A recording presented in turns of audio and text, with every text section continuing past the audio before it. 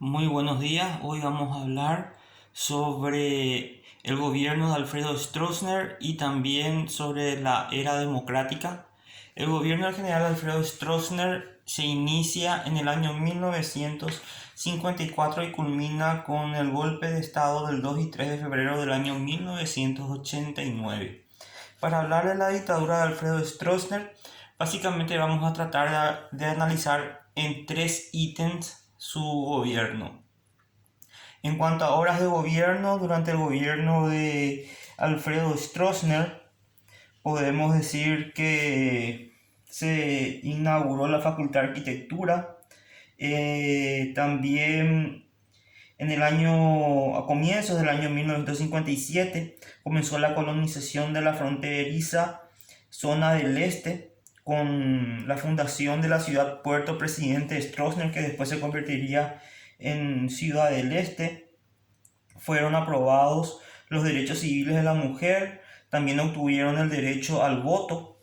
En el año 1963 fueron creados el Instituto de Bienestar Rural IBR, también las líneas aéreas paraguayas LAP, que hacía constantes viajes en gran parte de América y también en Europa.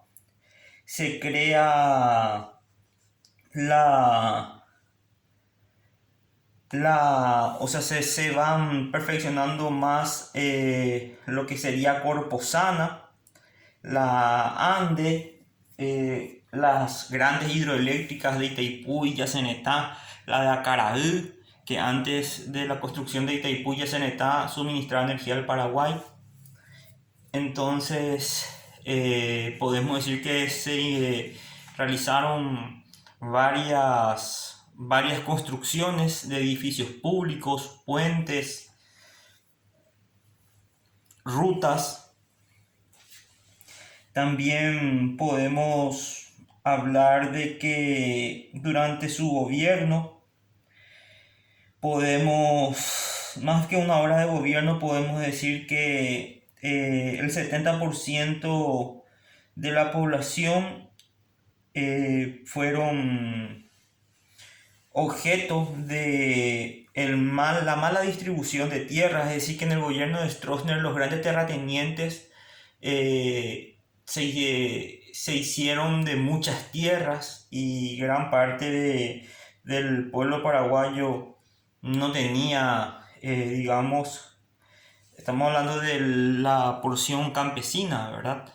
No tenía no tenían tierras.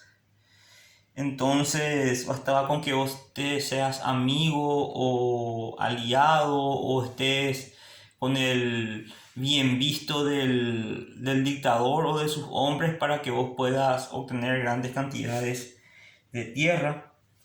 En cuanto a la Constitución del año 1967, durante el gobierno de Stroessner, se derogó la Constitución de 1940 y se creó la Constitución Nacional de 1967. Esta constitución era marcadamente presidencialista, se mantenía el decreto ley, el estado de sitio. Era una constitución bastante presidencialista y el periodo presidencial era de 10 años. En el año 1977 se hizo una reforma constitucional que permitió la reelección indefinida de Alfredo Stroessner. Alrededor del año 1982 el país contaba con cerca de 3 millones de habitantes. El nivel de la clase campesina disminuyó y aumentó la migración hacia la zona urbana, creando los cinturones de pobreza. Podemos hablar también que durante el gobierno de Alfredo Stroessner se crearon se reorganizó el ejército, se incrementó la capacidad, vamos a decir, se modernizó de cierta forma el ejército. Entonces fue un gobierno que hizo muchas obras de gobierno, pero también vamos a ver de qué manera o de cómo se financiaba esas obras de gobierno. Eh, para eso tenemos que hablar un poco de la doctrina de seguridad nacional, que vamos a hablar dentro de un rato, pero me quiero detener en la situación de los derechos humanos en el operativo Cóndor durante el gobierno de Alfredo Stroessner. Fue un gobierno bastante duro, bastante rígido en cuanto al respeto de los derechos individuales. Regía el estado de sitio, la orden de prisión sin orden judicial, estaban prohibidas las manifestaciones, las huelgas, se utilizaba el método de la tortura a las personas que no eran simpatizantes del gobierno o eran tildados de comunista. Entonces se utilizó mecanismos que utilizó el régimen estronista para reprimir la detención arbitraria, como les dije, sin orden judicial, la tortura, la desaparición forzosa. Hay cerca de 400 desaparecidos durante el gobierno de Alfredo Stroessner. También la ejecución extrajudicial, el exilio político de muchas personas que no comulgaban y se veían perseguidos por el régimen, hacían que emigraran a otros países. Entonces, estamos hablando de que durante el gobierno de Alfredo Stroessner no se respetó los derechos humanos y fue un gobierno bastante duro que utilizó la tortura fundamentalmente como un mecanismo de intimidación para aquellas personas que no estaban de acorde al alineamiento político del gobierno. El operativo Cóndor es un operativo que involucró a los países de Paraguay, Chile y Argentina, en donde establecía de que en caso de que una persona se fugaran, o sea, no, en caso de que una persona, por ejemplo, un paraguayo que era perseguido por el gobierno de Stroessner, pasaba al gobierno argentino, el gobierno argentino, dictatorial también, podía, digamos, dispachar o ejecutar o perseguir o torturar a ese ciudadano paraguayo. Lo mismo si es que un argentino pasaba al lado paraguayo, bueno, también el gobierno de Stroessner podía hacer lo mismo con ese ciudadano argentino o chileno. Entonces es una alianza de los dictadores Alfredo Stroessner, Videla de Argentina y Augusto Pinochet de Chile, en donde establecía que cualquier persona opositora al régimen dictatorial era considerado peligroso y se tenía que tomar las medidas necesarias para eliminarlo, encarcelarlo, reprimirlo. Entonces, esto fue luego encontrado cuando se descubrió el archivo de terror en el Paraguay luego de la caída de Alfredo Stroessner. Bien, la doctrina de seguridad nacional y análisis geopolítico es muy interesante porque hay que hablar que durante el gobierno de Alfredo Stroessner de 1954 a 1989 estaba latente la Guerra Fría, es decir, la lucha entre el gobierno capitalista democrático de los Estados Unidos contra el gobierno comunista de la Unión Soviética. Entonces, como competían en todo, eso es lo que se llama la Guerra Fría. Entonces Estados Unidos se encargó de ser prácticamente el protector de todos los países de Occidente, mientras que la Unión Soviética de los países de tendencia comunista.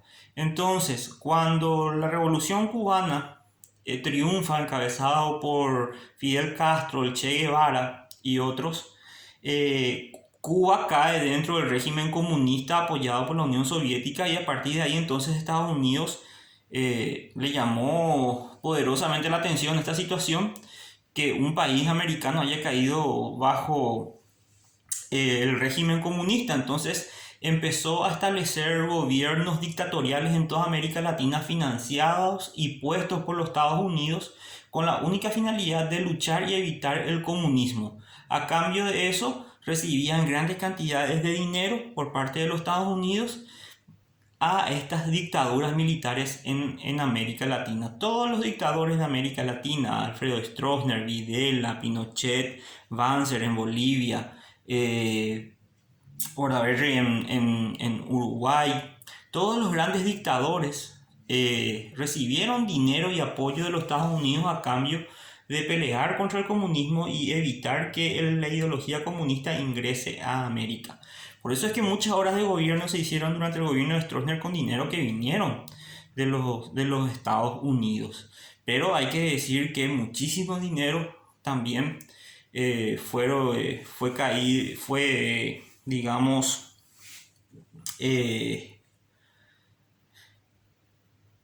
destinado a manos tenebrosas, en el sentido de que una exagerada corrupción en todos estos gobiernos dictatoriales, no solamente en Paraguay, sino en gran parte de América Latina. Los dictadores eran grandes corruptos que, si es que hubieran invertido todo el dinero que vino a los Estados Unidos, se hubiera hecho muchísimas otras cosas más, ¿verdad? Entonces, más bien los gobiernos dictatoriales en América Latina y también en Paraguay, lógicamente, fueron títeres de la política exterior norteamericana para evitar el ingreso del comunismo en la región. Eso es lo que se llama como doctrina de seguridad nacional. Alfredo Stroessner, ya en edad muy avanzada, es derrocado por un golpe el 2 y 3 de febrero, encabezado por su consuegro Andrés Rodríguez. La hija Rodríguez estaba casado con el hijo de Stroessner, entonces Stroessner nunca pensó que Rodríguez sería el encargado de planificar su caída. Entonces, en la noche del 2 y 3 de febrero de 1989 se produce el derrocamiento de Stroessner y Andrés Rodríguez asume la presidencia provisional y luego gana las elecciones generales y se instaura así la era democrática. Durante el gobierno de Rodríguez podemos hablar de que, en cuanto a horas de gobierno, podemos decir que se crea la Constitución de 1992 que reemplaza la Constitución del año 1967, una constitución bastante democrática donde participaron todos los partidos políticos, inclusive organismos que no eran organizaciones políticas, como representantes de la Iglesia y otros sectores. Esta constitución es la que está vigente actualmente. Durante el gobierno de Andrés Rodríguez se firma el Tratado de Asunción, que dio origen al Mercosur, o el Mercado Común del Sur, con los miembros de Paraguay, como miembros Paraguay, Argentina, Brasil y Uruguay. Se firmó en el Banco Central. Andrés Rodríguez por Paraguay, Carlos Saúl Menem por presidente de la Argentina, Collor de Mello presidente del Brasil y Lacalle Herrera presidente del Uruguay. Entonces, con eso se dio origen al Mercosur. Se dictó varias leyes. Se empezó, vamos a decir, a las libertades de prensa, la posibilidad de la libertad de manifestación, las huelgas sin represiones. El gobierno de Andrés Rodríguez prácticamente da el puntapié para que se inicie el proceso democrático en el Paraguay. Entonces, luego de la presidencia de Andrés Rodríguez, viene la presidencia de Juan Carlos Guasmosi entre el año 1993 y 1998. Podemos decir que se dictó la ley electoral, se instaló el Consejo de la Magistratura, se inició una reforma educativa. Podemos decir también que durante su gobierno estalló, digamos, un intento de golpe de Estado encabezado por Lino Oviedo, que es pasado a retiro, y ahí es donde Lino Oviedo se lanza a la política donde tiene muchísimo éxito y se convierte en el principal enemigo de Wasmosy y de Luis María Argaña dentro del Partido Colorado. También durante el gobierno de Andrés Rodríguez, de Juan Carlos Wasmosy, hubo una crisis bancaria muy importante. Cerca de 15 bancos y financieras quebraron y esto trajo, digamos, una inestabilidad económica bastante dura. El auxilio del Banco Central tampoco llegó, pero también fueron saqueados por los banqueros. Podemos decir que la corrupción durante el gobierno de Juan Carlos Wasmosy fue excesiva. Licitaciones que ganaban sus propias empresas para la construcción de rutas.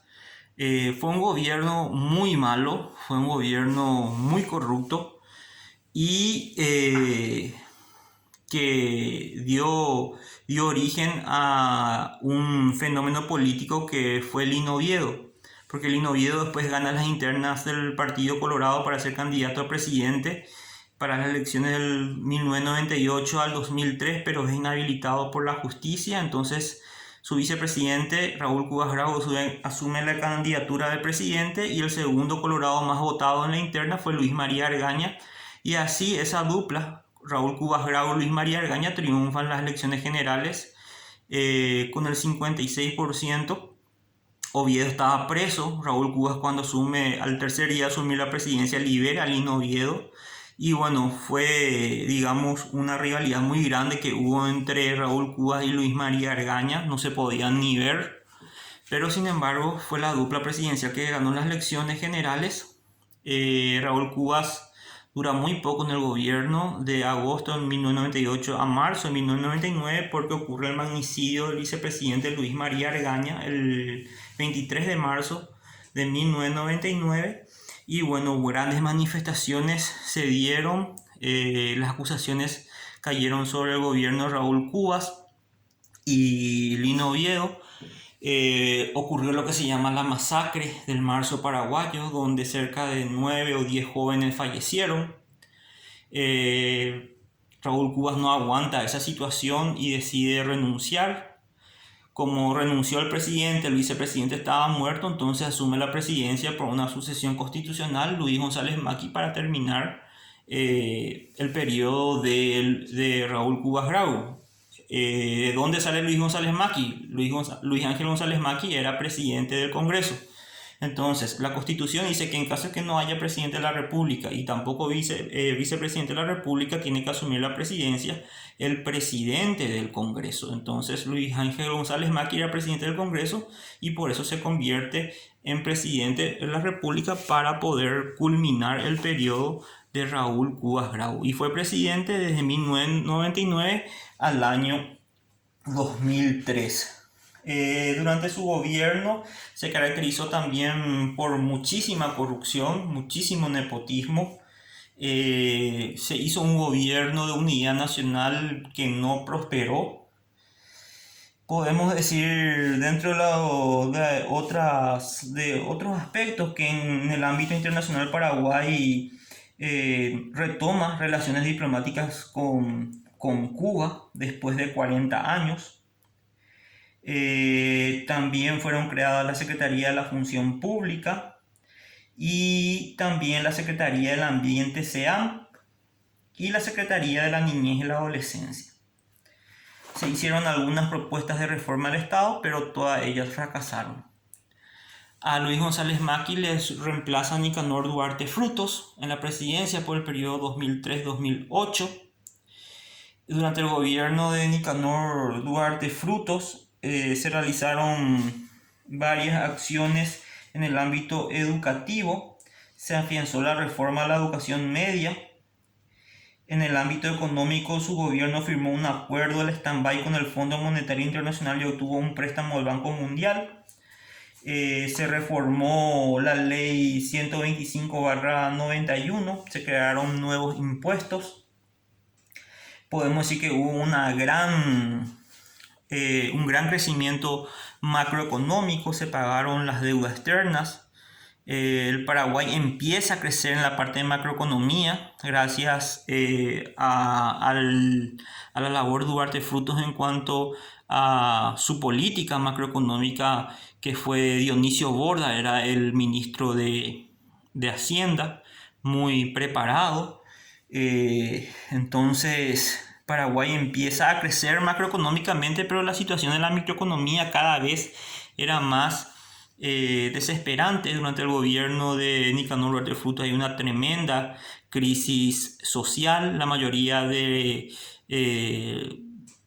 muchos paraguayos emigraron a Europa en busca de trabajo. Grandes cantidades de paraguayos. Es el tiempo donde los paraguayos empiezan a salir del país en busca de trabajo en Europa y también en algunas partes de los países vecinos. La excesiva corrupción, el nepotismo hizo que Duarte Frutos perdiera las elecciones, o el Partido Colorado perdiera las elecciones. Del coloradismo cae después de 55 años en el gobierno, en las elecciones del año 2008 por una alianza encabezada por el exobispo Fernando Lugo, en el año que fue presidente del 2008 al 2012. Hay que decir también que durante el gobierno de Duarte Frutos empieza el ejército del pueblo, el EPP, el ejército, empieza a organizarse y a realizar los primeros golpes, el primer secuestro que fue María de Bernardi, también el secuestro y asesinato de la hija de Raúl Cubas Grau, el expresidente de la República, Cecilia Cubas. Y así fue como el EPP empezó a fortalecerse durante el gobierno de Nicanor Duarte Frutos. Durante el gobierno de Fernando Lugo, entre el año 2008 al año 2012, podemos decir que el Paraguay tuvo un gran crecimiento macroeconómico, pero esto ya venía con la labor también de la política macroeconómica de Duarte Frutos. Fernando Lugo no le quita del Ministerio de Hacienda a Dionisio Borda, que fue ministro de Hacienda del gobierno de Duarte Frutos, porque estaba haciendo bien las cosas, continuó con esa persona. Y bueno, la política macroeconómica, digamos, fue muy exitosa, al punto que en el año 2010 la economía paraguaya creció el 15,3%.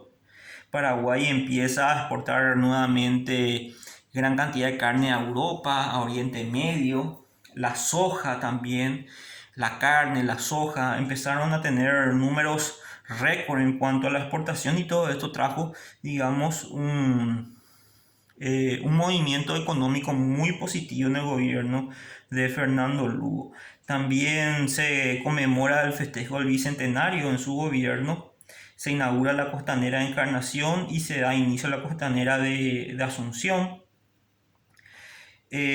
Podemos decir también en la parte negativa que durante el gobierno de Lugo hubo una gran cantidad de invasiones de tierra, que propiciadas muchas veces por gente muy allegada a su gobierno, y esto fue lo que a Lugo también lo tumbó, porque ocurrió la masacre de Curuguatú, donde